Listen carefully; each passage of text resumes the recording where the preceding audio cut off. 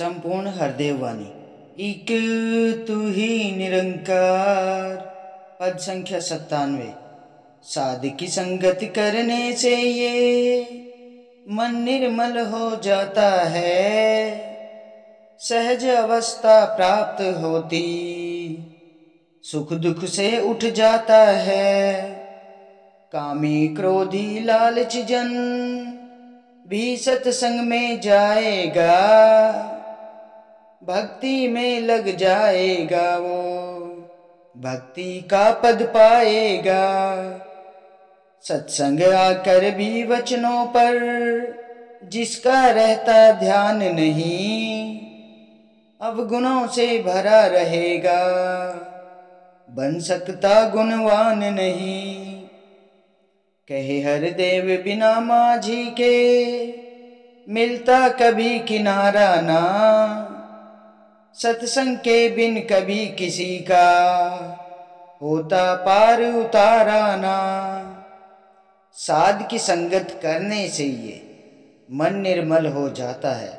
साधसंग जब हम साध की संगत, संतों की संगत करते हैं ना, तो ये मन बहुत निर्मल हो जाता है। साध की संगत जब हम करते हैं ना, सद्गुरु महाराज की सारे संत मिलकर जब संगत करते हैं, इस निरंकार से अपनी प्रीत जोड़ते हैं, सत्संग जी मन निर्मल हो जाता है, सहज अवस्था प्राप्त होती, सुख दुख से उठ जाता है। सत्संग जी सहज अवस्था प्राप्त हो जाती है और सुख दुख से ये मानव ऊपर उठ जाता है। सत्संग जी मन निर्मल हो जाता है, सुकून मिलता है संगत में जाकर। सत्संग जी संतों का संग करने से सुकून आता है, जीवन में आनंद आता है। सत्संग जी सत्संग जी जो कामी क्रोधी लालची जन भी संगत में जब आएगा ना, सत्संग जी चाहे कोई कितना भी कामी लोभी लालची कितना भी लालची हो, लेकिन जो संगत में आ जाता है ना, सदगुरु के चरणों में जो आ जाता है, सत्संग जी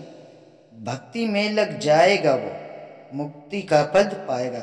सत्संग जी वो भी गुरु के चरणों में आने के बाद सदगुरु महाराज इस निरंकार की भक्ति में लग जाता है। सत्संग जी वो भी मुक्ति पा जाता है। सत्संग जी जो गुरु चरणों में आ जाता है, चाहे कोई कितना भी कामी क्रोधी लालची हो। सत्संग जी सत्संग आकर भी वचनों पर जिसका रहता ध्यान नहीं।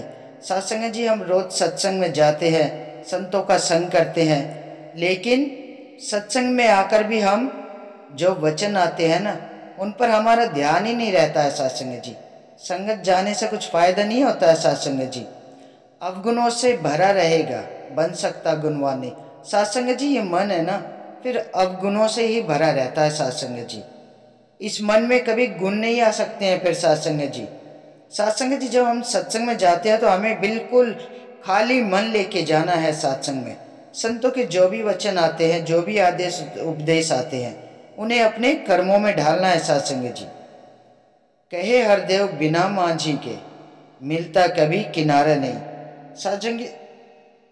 सत्संग जी सदगुरु महाराज हमें चेतन कर रहे हैं कि बिगर माझी के है ना, कभी किनारा नहीं मिलता है। सत्संग जी समुद्र में घूम रहे हैं, अगर नाव को चलाने वाला माझी नहीं है, सत्संग जी उस नैया को संभालने वाला माझी नहीं है, तो उस नाव को किनारा कहाँ से मिलेगा। सत्संग जी इसलिए तो सत्संग जी बिगर गुरु के मानव का जन्म पशु के समान होता है, क्योंकि वो अंधकार में जीता है, भटकन में ही पड़ा रहता है, ठोकरे खाता रहता है बिगर गुरु के ज्ञान के। सत्संग जी इसलिए तो सच्चे पातशाह कहते हैं, बिगर माझी के नैया कैसे किनारे से लगेगी। सत्संग जी तो बिगर गुरु के ज्ञान के जीवन कैसे पार उतारा होगा। सत्संग जी हमारा सत्संग के बिन कभी किसी का होता पार उतारा ना।